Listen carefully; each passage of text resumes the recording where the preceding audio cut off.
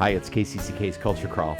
I'm Dennis Green, and my guests today are from the upcoming and season opening production of Who's Afraid of Virginia Woolf at Riverside Theatre. Riverside Theatre director of this show, Adam Knight, is here. Adam, welcome. Hi, Dennis. And Tim Budd, who is one of the four members of this meaty cast in a meaty play. Tim, welcome back. Nice to see you too. Good to be here again. Nice to have you both. So, Adam, in the last few seasons, and not exclusively, let's just start off by talking about programming this play, because this is from the early 60s, but you have been mainly programming more contemporary works over the last few years. So what made you decide to dig back into theater canon for this play? Yeah, I mean, part of our mission is to have a mix of classics and new works and world premieres, but it does feel like over the last few years we've been skewing more and more towards plays of the last 25 years or so. And every once in a while a board member or an audience member might come up to me and say,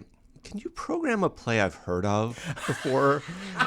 And this is certainly one of those. But also as a company, it just felt like we were ready. This play, even though it's only 4 actors, is a big undertaking. There are so many pieces, not only in terms of the text and the length of it, but also the fights and the intimacy and all the prop needs and how they all are so interwoven into the text itself. It's a high difficulty piece. And I think as a company, being in our 5th season in the new space, being in my 8th season, it felt like we were ready to tackle something really juicy and big. And this felt like the right moment. Yeah, it is juicy and big. I love the way you describe that, because even though it's only 4 actors and it's play, takes place all in one room. Right. On paper it kind of looks like a fairly simple production, but oh my gosh, no. Well, and I'm certainly guilty of underestimating. And I thought, oh, come on, everyone says it's so big, but really is it? It takes place in a living room. It's just 4 people. We can bang this out, no problem. And as soon as I started working on it, I realized, whoa, baby, I am taking on something that works on so many levels. And I think why it's so big is not only that the text itself is challenging and has has so much amazing wordplay. As a piece of literature, it is top shelf. But also, it works as a realistic drama. It works as an absurdist piece. There's a lot of symbolism that's layered on. So it's this deep layer cake of meaning that I think an audience can respond to any of those 3 or 4 or 5 levels that it works on. But also, some audience members will experience multiple or all of them. And as a production company, as an artistic team, trying to honor the many ways that this play works while also telling the story is a great challenge. It has so many layers. Tim, I'm going to give you the unenviable task of distilling down the 3 acts of this play to a 4 or 5 sentence summary to explain for those who don't remember or maybe just know the play by rep, because I'm sure that a lot of people have never seen it. They kind of know, and they kind of think, oh, there was a pretty famous movie about it once, but maybe don't know all that much about it. So tell us a little bit about the play. Well, as Adam said, it's 3 acts. The first act is called Fun and Games, where a university professor and his wife, who is the daughter of the president of the university, have come from a faculty party, and she's invited a young couple over, a new professor and his wife. So they come over for drinks. And then in Act 2, it's Walpurgisnacht, where it gets a little bit more heightened. People have been drinking. A lot of, arguments are happening. And then the third act, the exorcism, is when things really come to a head and we get down to what's really been happening underneath the previous 2 acts. Spoiler alert, there's a lot of games. None of them are very fun. No. It's a lot of word games. These people like to talk, so it's a lot of talking. And you play the role of George, which Correct. is the professor who's married to the lady who is the daughter of the president of the university. What was your familiarity coming in with this piece? I had read this piece in high school, not understanding it at all. But as a drama kid, a theater kid in high school, it's heard of required this play. reading. Yeah, well, you've heard of this play, and I remember reading it, thinking, "This is so amazing. I would love to be in a play like this." But I didn't really, because I was only 16 or 17. I didn't really know the ins and outs of relationships and all the things that go on in the play. And then, of course, I knew the movie, which was very startling and very grown up to watch. But that's it. I mean, I've never seen a production of it. And I was very excited when this opportunity came up to finally say, oh my God, there's a play I've always thought about for decades. And here's the opportunity to be a part of it. It was really, wonderful. I couldn't wait. Written, of course, by the famous playwright Edward Albee, and you knew Edward Albee a little bit, Adam. I met Edward Albee. Yeah. Let's not say I knew him. I don't know that anyone knew Edward Albee, as far as I can tell. After reading this play, I don't think I don't think I want to know what's going on in that head. But he was a board member at Signature Theatre, where I was an intern in my early 20s. I also was worked at the O'Neill Theatre Center, where he visited on a couple of occasions. So, I got to pick him up from the bus station or whatever. And certainly was in the room a lot when he was coming through the space. He was actually working on a world premiere when I was at Signature, so I got to sit in on some rehearsals. He was an incredibly intimidating person, also an incredibly funny person in his own intimidating way. And I will say that I've never met anyone who, so embodied what I thought he was going to be, but also he demanded commitment. He demanded artists really stretch themselves and rise to his plays. And I think he demanded it of himself. This was around the time that he was premiering The Goat, or Who Was Sylvia, on Broadway, which was kind of his return, I think, to this realistic form that he did so well with Who's Afraid of Virginia Woolf, where he's creating this world where ultimately these characters are behaving in very outrageous ways, but he creates a world in which you believe it. You buy that this is all happening in real time, and it's stunning, and it works in a way that Greek tragedies work, where at the end there's this deep, deep catharsis, and we've gone through this journey with the actors, with these performers, to tell a story that's bigger than what we think of as the normal human experience. When we were at the O'Neill, our nickname for Edward, not to his face, was Eddie Spaghetti. And I think it's because he's so intimidating, we had to find a way because you couldn't call him Edward, you couldn't call him Mr. Albee. So it's like, how would you talk about this person who's wandering around? So, oh yeah, Eddie Spaghetti came in the other day. And so it was a way to kind of demystify this very intense human being.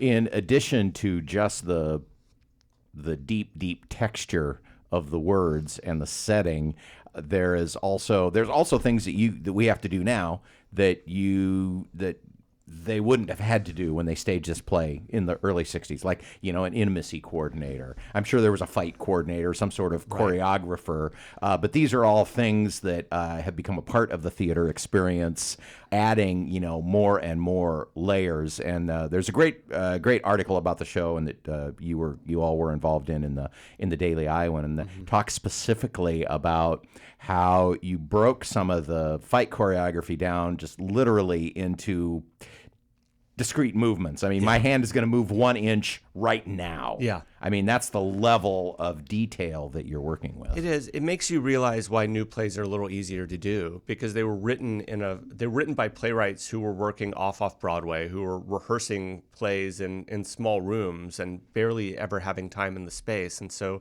newer plays are simply simpler.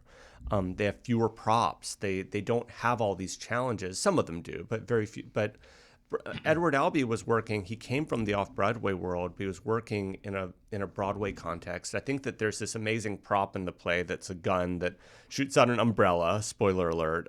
In the first act, and that's something that they had laying around in the theater that he wrote into the play. And every production since then has struggled to figure out how to build one. This really complicated prop. And what I think is so challenging about the intimacy and fights is that they are just completely interwoven. So you can't just rehearse them out of context with the acting, with all the other things. And oftentimes in one scene, there's dance, fights, and intimacy, and huge amount of acting, all within a 3-page section. Dance, fight, sex, all in 3 pages. Love it. Come to see it. Open September 12th. Tim, this is, as we've, been talking about since we started our conversation, there are just so many textures and layers. How do you dig into a part like this? Fear is a great motivator. And when Adam approached me about the role, this would have been July, maybe something like that. I started memorizing about mid-July, just wrote in my kitchen, no context at all, just learning it, because it's a long play, 3 acts. There's a lot of language, and I just felt that if I just could get started, I would, kind of feel better about. Well, you really need to kind of know the script before you can start digging into this. A little bit, yeah, you do. And also at the same time, there was just in this play, many times what you're saying is not what you're meaning. So they often will use other language to try to get at each other, or to needle each other, or to cajole each other into something. So you really have to kind of know what you're saying and know what you're meaning, and working on 2 things at the same time. Right. So, you have to portray the subtext. Right. As exactly, well. Exactly. And I keep thinking of a former director who directed me in a show who would say, "Don't think, just go, just act." And I'm trying to do the same thing with this, but you can't not think unless you know this stuff, down to the bone. Right. Because there's nobody stops talking. Yeah, because you're playing multiple characters is what it amounts to, because your character is saying one thing while meaning another, and you have to get that all out. Right. And also, I'm playing George as for who George is. George is somebody else when he's with his wife, Martha. George is somebody else when he's faced with this young professor and his wife, who seem to be the wave of the future, where George is a history professor and is, probably stuck in the past and has been teaching the same courses for 15 years, who knows. So there's a lot of things that are sparking everyone in the room, and we're all commenting on that, but at the same time trying to make sure that the other people in the room know exactly where we stand, So there's a lot of sparks flying, I will say, through the room.